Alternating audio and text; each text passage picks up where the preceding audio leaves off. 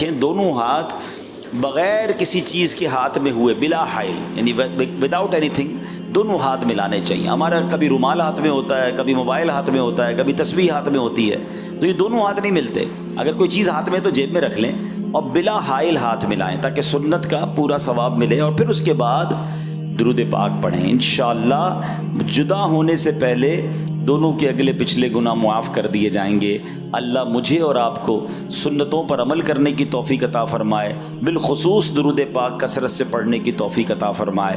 آئیے مل کر محبت سے درود پاک پڑھ لیں. صلو علی الحبیب صلی اللہ تعالی علی محمد صلی اللہ علیہ وسلم. آپ کو پتہ ہے کہ ایک ایسے 10 دن، ایک ایسا عشرہ جس کے بارے میں نبی پاک علیہ الصلوۃ والسلام فرماتے ہیں کہ عشرہ ذو الحجہ میں، یعنی پہلی ذو الحجہ سے 10 ذو الحجہ، یہ 10 دن جو ہیں ایک نیکی کا ثواب 700 گنا دیا جاتا ہے. یعنی کاروباری لوگ بیٹھے ہیں، اسکیم آنے والی، آپ کی زبان میں بات کروں تو ایک اسکیم آنے والی ہے کچھ دنوں کے بعد جس میں ایک نیکی ملٹی پلائی بائی انشاءاللہ 700 ہو جائے گی. تو آپ سوچیں کہ ہمیں اس میں کتنی نیکیاں کرنی ہیں، کیسا ذکر اللہ کرنا چاہیے. ساری نمازیں باجماعت پڑھنے کی نیت کر لیں اور پھر انشاءاللہ درود پاک کی کثرت بھی کریں گے.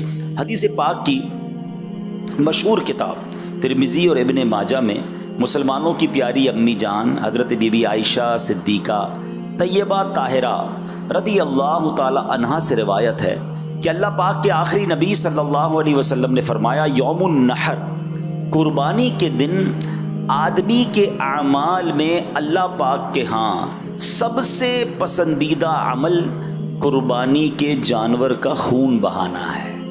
بے شک قربانی روز قیامت اپنے سینگوں، بالوں اور کھروں کے ساتھ لائی جائے گی، اور بے شک قربانی کے جانور کا خون زمین پر گرنے سے پہلے اللہ پاک کے ہاں بلند مقام پر پہنچ جاتا ہے. نشانی ہے وفا کی اور ایک نعمت ہے قربانی. نشانی ہے وفا کی اور ایک نعمت ہے قربانی. خدا کے دوست ابراہیم کی سنت ہے قربانی. مسلمانوں کبھی قربانی سے پیچھے نہیں ہٹنا. وقار دین ہے، اسلام کی شوکت ہے قربانی. تو اے میرے پیارے اسلامی بھائیوں، سیکھنے کو کیا ملا کہ اللہ کے نزدیک بقرہ عید والے دن سب سے افضل نیکی کون سی ہے؟ وہ جانور کا خون بہانا ہے. یہ ان لوگوں کے لیے بھی جواب ہے جو قربانی کے مقابلے میں آلٹرنیٹ پیش کرتے ہیں. ہر سال قربانی کے دنوں میں وسوسہ پیدا کرنے والے لوگ آتے ہیں، کہتے ہیں جناب اتنے جانور ذبح ہوتے ہیں، کروڑوں اربوں روپے خرچ ہو جاتے ہیں، کسی غریب کی مدد کر دینی چاہیے، کسی کے ساتھ تعاون کر دینا چاہیے، اتنے جانور قربان کیوں کرتے ہیں؟ مجھے ایک بات بتائیں، میں کسی غریب کی مدد کروں، میں کسی جناب اور نیکی کے کام میں خرچ کروں، مجھے اجر کس سے لینا ہے؟ جواب دیجئے گا، اللہ سے لینا ہے. اور اللہ کا حکم کیا ہے کہ اللہ کے نزدیک یوم النحر سب سے افضل کام یہ ہے کہ اس دن جانور کا خون بہایا جائے. تو ہمیں ایک بات سمجھنی ہے، ہم شریعت کے پابند ہیں. جس رب نے ہمیں مسلمانوں کی خیر خواہی کا، جس شریعت نے ہمیں مسلمانوں کی خیر خواہی کا درس دیا، وہی شریعت ہمیں بتا رہی ہے کہ یوم النحر قربانی کے دن سب سے افضل عمل کیا ہے؟ وہ قربانی کرنا ہے. تو اس میں کوئی پس و پیش نہیں کرنی چاہیے. چونکہ کاروباری لوگ بیٹھے ہیں، حساب کتاب آپ کے دماغ میں بڑا فاسٹ ہوتا ہے. چند اشارے دے دیتا ہوں تاکہ لاجیکلی بھی یہ بات سمجھ آ جائے. اول تو ایک بات ذہن میں بٹھا لیں، شریعت کا کوئی حکم مجھے فوراً سمجھ آ جائے اور میری طبیعت اس کو سب سن کر خوش بھی ہو جائے، عمل کے لیے تیار ہو جائے، تو پھر اللہ کا شکر ادا کرنا چاہیے کہ مولا تیری مہربانی، مجھے اتنا آسانی سے یہ عمل سمجھ میں آ گیا. اور کبھی کبھی ایسا ہو کہ میری عقل میں کوئی شریعت کا حکم نہ آئے، کوئی شریعت اور قرآن و حدیث کی بات مجھے تھوڑی سی مشکل سے سمجھ آئے، تو پھر سمجھ لو میری عقل کا قصور ہے، اس حکم میں کسی قسم کی کوئی کمزوری نہیں ہے. لیکن چلیں جناب، میں لاجیکلی بھی بتا دیتا ہوں کہ जितना बड़ा पैसों का टर्न ओवर, जितना बड़ा माशी सपोर्ट सिर्फ कुर्बानी की वजह से मुसलमानों के अंदर होता है, वो शायद बहुत बड़े बड़े बिजनेस में नहीं होता होगा। बताया जाता है खरबों रुपए की कुर्बानी पाकिस्तान में होती है, अरबों की नहीं, खरबों रुपए की कुर्बानी होती है। तो ये अरबों खरबों रुपए जाते कहाँ हैं? ये अमीरों की, मालदारों की जेब से निकलते हैं और गरीब लोगों की जेबों में चले जाते हैं। आपको पता है कि जानवर पालने वाले अक्सर कौन होते हैं? ये गांव गोठ के लोग होते हैं, अपने इलाकों में पूरा साल जानवर पालते हैं कि बकरा ईद के दिनों में बेचेंगे, पूरे साल के पैसे मिल जाएंगे। तो सुभान अल्लाह। और कमाल देखिए मेरी शरीयत का, गरीबों पर कुर्बानी नहीं है, साहिब निसाब पर कुर्बानी है। यही इकोनॉमिक्स सिखाती है ना, यही बिजनेस का अकाउंट सिखाते हैं कि मालदार की जेब से पैसे अगर गरीब की तरफ चले जाएं तो इकोनॉमी को बूस्ट मिलता है। मईशत का चक्का जब चलता है कि जब पैसा रोटेट होने लग जाए तो जनाब करोड़ों अरबों रुपए जो है वो लोगों की जेबों से निकलते हैं, जानवर खरीदा जाता है। और अगर आप गरीबों की बात करते हैं तो लाखों गरीबों का रोजगार शुरू हो चुका है। आपके मोहल्लों में भी शुरू हो चुका है, बकरा मंडी में भी शुरू हो चुका है, सुजुकी वालों का शुरू हो चुका है, चारे वालों का शुरू हो चुका है, जानवर संभालने वालों का। सारे अमीर लोग हैं क्या ये हैं? आपको गरीब की मदद करनी थी ना। लाखों गरीब माशाल्लाह रोजगार कमा रहे हैं। जब कुर्बानी होती है कितने लोग कसाईयों के साथ हेल्पर के तौर पर आते हैं, सबको ईद के दिनों में हजारों लाखों रुपए मजदूरी मिलती है, फिर गरीबों का भला हो रहा है। और आगे चलिए, जब ये कुर्बानी हो जाती है आपके अपने खानदान में, आपके अपने मुलाजमीन में, ऐसे हजारों लाखों मुसलमान होते हैं जो बकरा ईद में जी भरकर गोश्त खाते हैं, जिनके घरों में पूरा साल गोश्त नहीं पकता, उनको जनाब माशाल्लाह अच्छा गोश्त मिल जाता है। क्या ये गरीबों की मदद नहीं है? आगे चलिए, जानवर कुर्बान हो गया, अब इसकी खालें, ये खालें कहाँ जाती हैं? ये खालें चमड़ा फैक्ट्री में जाती हैं। अब वहाँ लेदर का कारोबार शुरू होता है, न जाने जूते बनाने वाले, जैकेट बनाने वाले, लाखों करोड़ों लोगों का फिर रोजगार शुरू हो जाता है। न जाने लोगों को क्यों समझ नहीं आता कि सुभान अल्लाह, शरीयत के एक हुक्म पर अमल करने के लिए हमारी मईशत को भी बूस्ट मिलता है, हमारे कारोबार को भी उरूज मिलता है, और सुभान अल्लाह करोड़ों गरीबों की मदद भी हो जाती है। लेकिन हमने यहां पर अगर ये बात कोई समझाने वाला ना होता या हमें लॉजिक पता भी ना होती, फिर भी हमारा काम लब्बैक कहना है कि अगर रब का हुक्म है, शरीयत का हुक्म है, तो जनाब अब कुर्बानी ही करनी है, इसका कोई और ऑल्टरनेट नहीं हो सकता।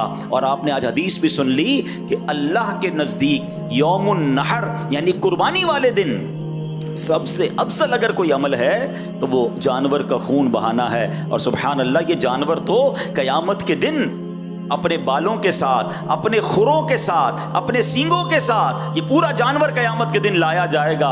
तो अब यहाँ ये भी गौर कर लेना चाहिए कि अल्लाह ने जैसा माल दिया है ना, फिर वैसा जानवर कुर्बान करें ताकि उसकी बारगाह में वो उस तरीके का जानवर हमारे सामने आए। अब कुरान मजीद क्या फरमाता है, ये बड़ी कमाल की आयत है, और ये वैसे तो तमाम चीज़ों के लिए है मगर कुर्बानी के लिए ख़ास। अल्लाह फरमाता है लन यनालल्लाह लुहूमुहा वला दिमाउहा वलाकिन यनालुहु तक़वा मिनकुम। सुभान अल्लाह, आसान तर्जुमा कुरान कंजुल इरफान। अल्लाह के यहाँ हरगिज़ ना उनके गोश्त पहुँचते हैं और ना उनके खून, अलबत्ता तुम्हारी तरफ से परहेजगारी उसकी बारगाह तक पहुँचती है। सुभान अल्लाह। तो पता ये चला अल्लाह की बारगाह में कुर्बानी का गोश्त और खून नहीं पहुँचता। पहले क्या होता था? पहले के ज़माने में तफसीर सिरातुल जिनान में है कि जब ज़माने जahलियत का दौर था तो गैर मुस्लिम अपनी कुर्बानी के खून से काबा की दीवारें रंगते थे। मादअल्लाह, काबा शरीफ की दीवारों को खून से आलूदा करते थे, समझते थे कि ये करने से अल्लाह पाक का कुर्ब मिलेगा। जब इस्लाम का नूर जगमगाया, सहाबाए किराम ने हज किया, कुर्बानियाँ पेश की, तो उनकी तालीम के लिए आयत नाजिल हुई कि अल्लाह पाक की बारगाह में कुर्बानी का गोश्त नहीं पहुँचता, उसकी बारगाह में खून नहीं पहुँचता, हाँ तुम्हारी तरफ से तकवा पहुँचता है, परहेजगारी पहुँचती है, कुर्बानी के लिए अच्छी नीयत और इखलास और तकवा पहुँचता है। तो हमें ये समझना है कि असल एसेंस क्या है, ये कुर्बानी का असल मकसद हमारे दिलों में क्या होना चाहिए। सुभान अल्लाह। शेख अबू तालिब मक्की रहमतुल्लाहि तआला अलैह ने इसकी बड़ी खूबसूरत तफसील बयान की है। खुलासतन अर्ज करता हूँ, अल्लाह फरमाता है, ऐ मेरे बंदो, तुम घर से निकले जानवर लेने के लिए, लोग तुम्हें देख रहे थे, تم نے جا کر جانور خریدا، لوگ تمہیں دیکھ رہے تھے. تم جانور گھر لائے، لوگ تمہیں دیکھ رہے تھے. تم نے جانور کی دیکھ بھال کی، لوگ تمہیں دیکھ رہے تھے. تم نے جانور کو میرے نام پر ذبح کیا، لوگ تمہیں دیکھ رہے تھے. تم نے کھانا پکایا، لوگوں میں تقسیم کیا،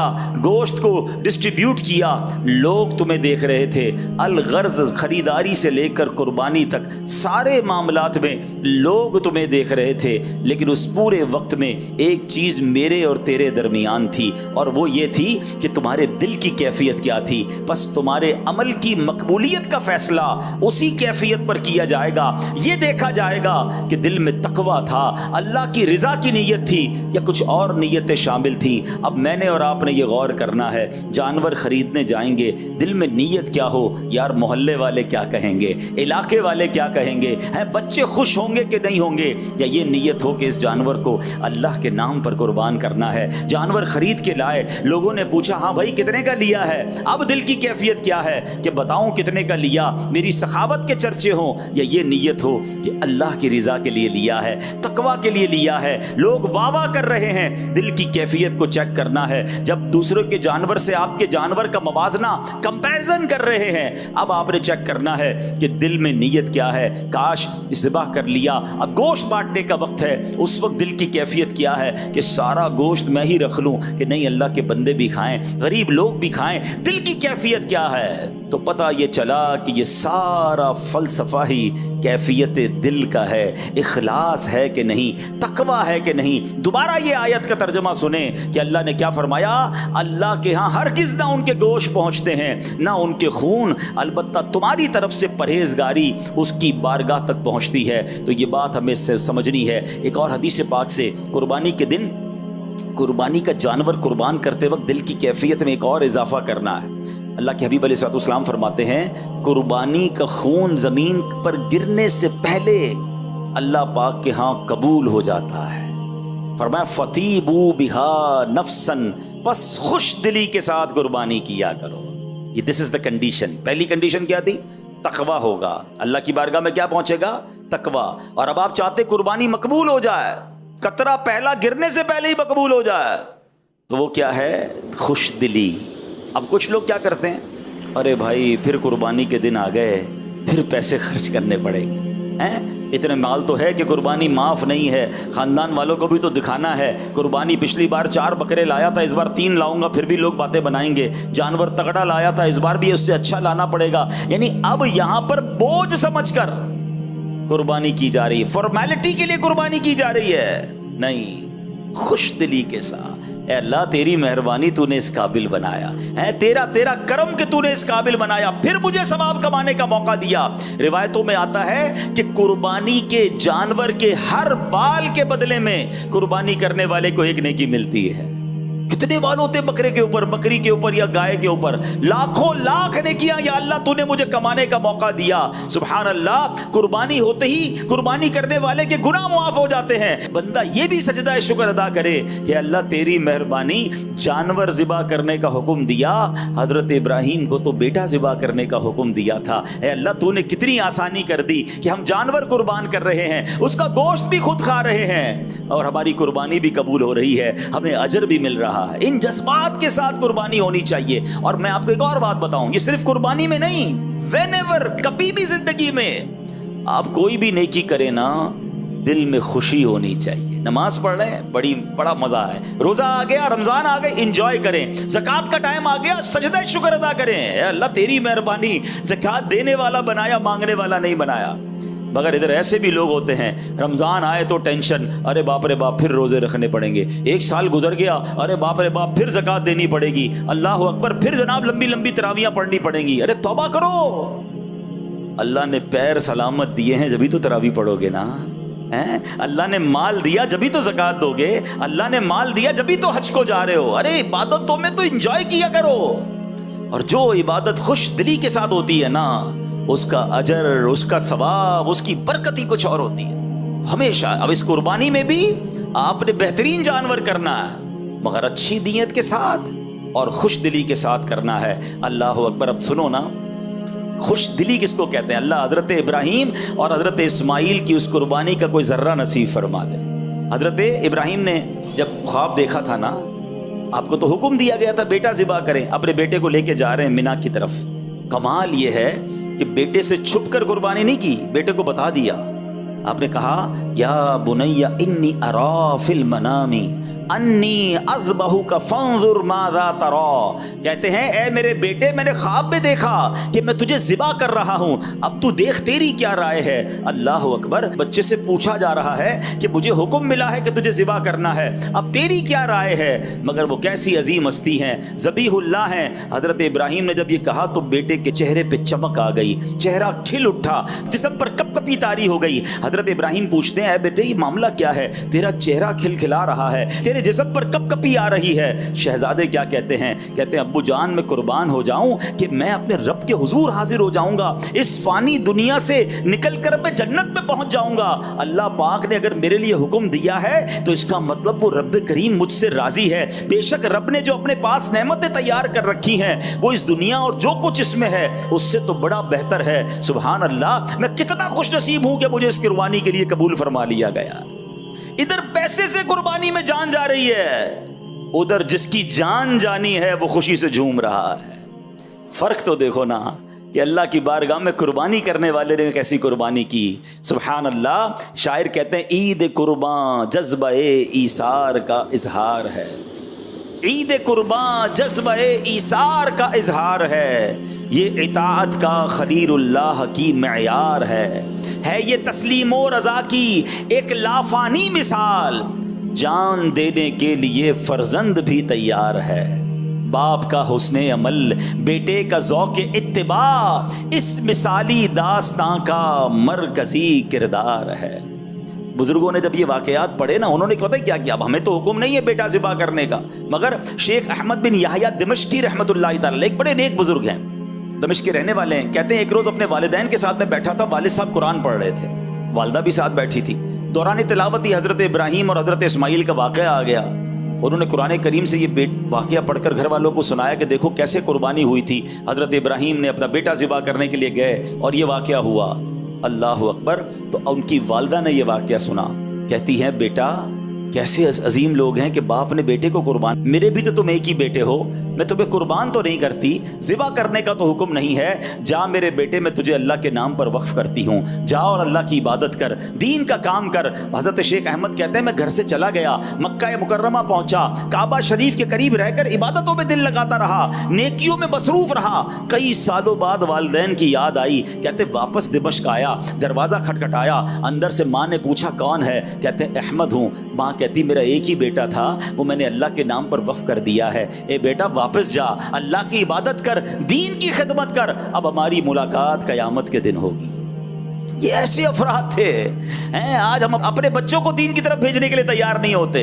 ہمیں کوئی کہے 3 دن کے قافلے میں چلو، کہتے ٹائم نہیں ہے. ارے بھائی 2-3 گھنٹے کے کسی اجتماع میں آ جاؤ. آپ کو پتا تو ہے حضرت کیسے نکلوں کاروبار سے، دکان پر کوئی اور بیٹھنے والا نہیں ہے. اچھا یہی صاحب کبھی ٹورسٹ پر کبھی گھومنے جانا ہو، کئی دن روانہ ہو جائیں گے، مگر دین کے لیے وقت نہیں نکلتا. اللہ اکبر. یاد رکھیے ایک وقت آئے گا جب موت کا فرشتہ آئے گا نا، دکان سے بھی اٹھا کر لے جائے گا، گھر سے اٹھا کر بھی لے جائے گا. اس وقت اس کو روک نہیں سکیں گے. بڑا گہرا جملہ کہنے جا رہا ہوں. اس آخرت کے سفر سے پہلے کچھ ایسے اچھے سفر کر لو جو اس سفر کو آسان کر دے. ہاں اگر آخرت کا سفر آسان کرنا ہے نا تو زندگی میں سے ہی کچھ وقت نکالیے. پہلے تو وہ سیکھیے جو مجھ پر سیکھنا فرض ہے.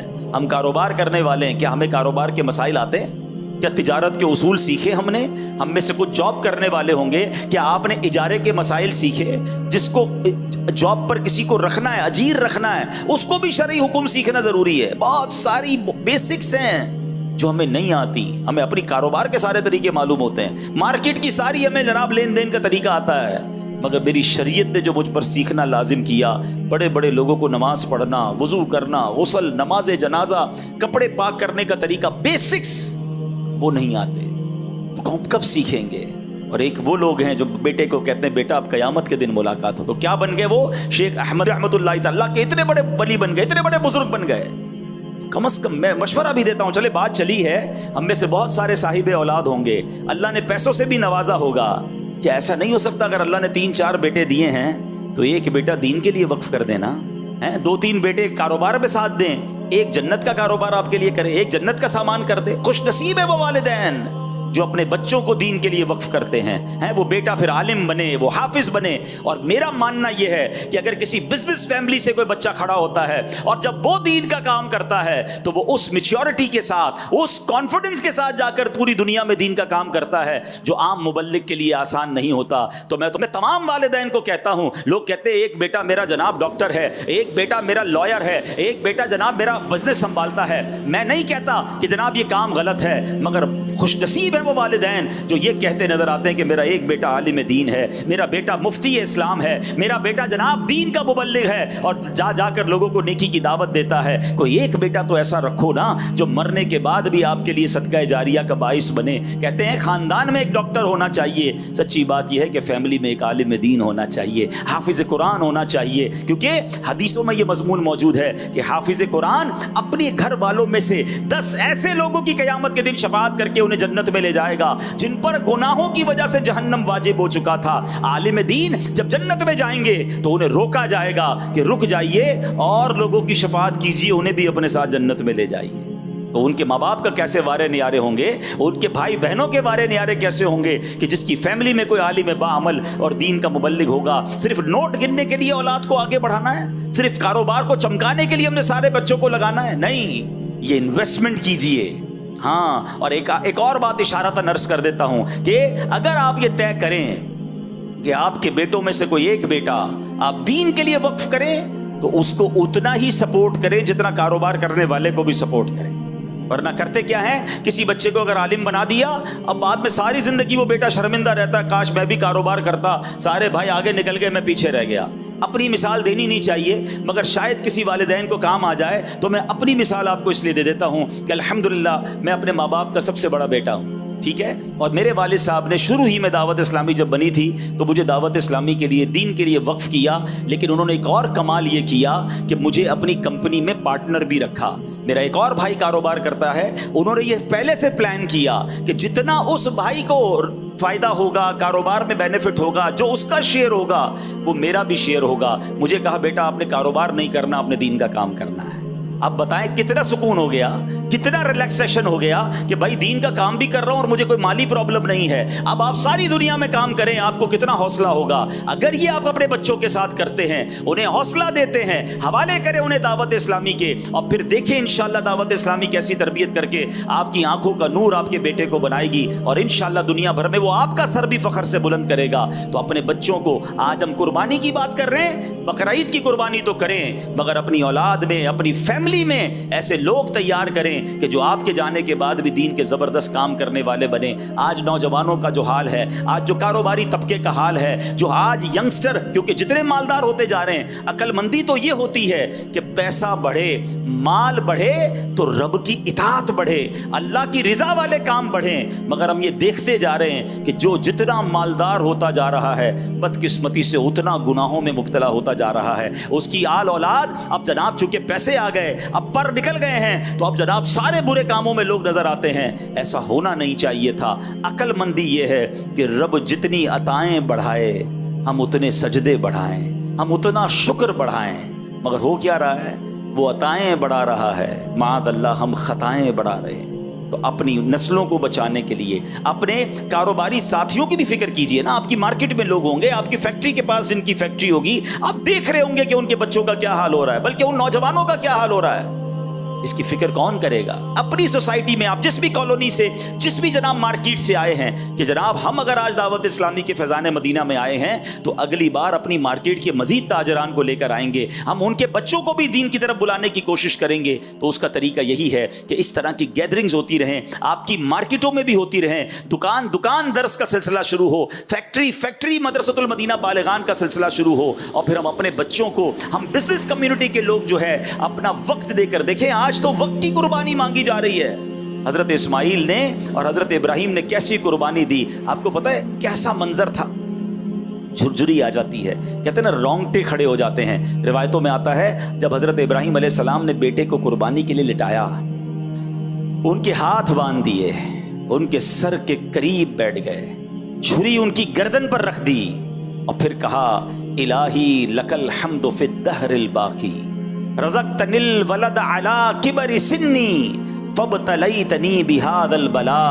ए अल्लाह पाक, हमेशा हमेशा तेरी हम्द है, तूने मुझे बुढ़ापे में बेटा अता फरमाया। ये इम्तिहान पता है कैसा था?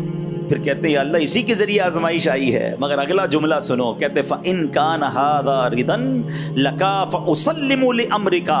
ए अल्लाह, अगर तेरी रिजा इसी में है तो मैं तेरी रिजा की खातिर तेरे हुक्म के सामने सर झुकाता हूं। अगर तू इसी पर राजी है तो अल्लाह मैं भी राजी हूं। किताबों में लिखा, जब हजरत इब्राहिम ने यह कहा ना तो फरिश्ते भी रोने लगे। रोते रोते अल्लाह की बारगाह में अर्ज करते हैं, मौला तेरे नबी हैं, एक लेटा हुआ है, एक सिबा करने है, अल्लाह तेरी रिजा की खातिर सिबा करने को तैयार हैं। फिर अल्लाह करीम ने सुभान अल्लाह हजरत इस्माइल के फिदिये में जन्नती मेंढा भेजा। काश काश ये जज्बा का कुछ जर्रा नसीब हो जाए। ए अल्लाह मैं तेरी रिजा में राजी। जुमला कितना प्यारा है। हम पता क्या करते हैं, अल्लाह से भी कारोबार कर रहे होते हैं, शर्तें लगा रहे होते हैं, अल्लाह ये भी दे दे, ये भी दे दे, ये बला दूर कर दे, बस हमारे पसंद का हाल हमको दे दे। जो आरिफीन होते ना, जो अल्लाह के मुकर्रब होते हैं, अल्लाह से ये नहीं कहते अल्लाह वो हाल दे दे जिसमें मैं खुश हूँ। वो कहते हैं अल्लाह वो हाल में रख जिसमें तू राजी है, और तू जिस हाल में रखे मैं उस हाल में राजी हूँ। मजा ये है ना कि अल्लाह की रिजा वाली जिंदगी मिल जाए, मेरी रिजा वाली। हम चाहते हैं मैं कंफर्ट जोन में रहूं, कोई प्रॉब्लम, कोई परेशानी, कोई डिफिकल्टी सामने ना आए। अरे मजा ये है कि ऐ रब, तू जिस हाल में देखना चाहता है मैं उस हाल में राजी, मुझे मेरे हाल के सुपुर्द ना कर मौला, अपनी पसंद के हाल में दाखिल फरमा दे। ये अल्लाह वालों का तरीका है। अल्लाह इस अजीम कुर्बानी का सदका मुझे और आपको नसीब फरमाए। और बस अब अर्ज यही है कि कुर्बानी करें तो नीयत क्या हो वो मैंने आपको बता दिया। जानवर लेने से कुर्बानी करने तक तकवा, अल्लाह की रिजा। हाँ, कोई गुनाह ना करे। कसाई से भी सारे मामला पहले तय कर ले, बाद में उससे लड़ाई हो रही होती है, पता चला मेरा सवाब ही कम ना हो जाए, गोश्त बांटने में कोई गड़बड़ ना हो, हर चीज में तकवा और परहेजगारी हो, किसी की दिल आजारी ना हो। जानवर ऐसी जगह ना बांधे जिसकी वजह से लोगों का रास्ता रोक रहा है, किसी की रोड पे खड्डा कर रहे हैं, नहीं, आराम से मोहब्बत से रिजा खुशी के साथ मेरी कुर्बानी हो, क्योंकि ये कुर्बानी मेरे लिए जन्नत का सामान बनते जा रही है। और जब ज़िबा करें ना तो अल्लाह की बारगाह में ये भी दुआ करें कि अल्लाह आज जानवर ज़िबा कर रहा हूँ, कभी वक्त पड़ा मौला अपना माल भी कुर्बान करूंगा, अपने वक्त की कुर्बानी भी दूंगा, बल्कि मौला ऐसा जज्बा दे कि तेरे दीन पर मौका मिले तो अपनी जान भी कुर्बान कर दूं। ये नीयतें हों। अपने नफ्स को कुर्बान करें, अपनी बुरी आदतों को कुर्बान करने की नीयत करें। अल्लाह ये जानवर को ज़िबा करते करते मैं अपनी बुरी आदतों को भी अब ख़त्म कर रहा हूँ, अल्लाह इस्तिकामत तू अता फरमा। वो बड़ा करीम है, हम भी नेक हो सकते हैं। तो इन नीयतों के साथ कुर्बानी करें।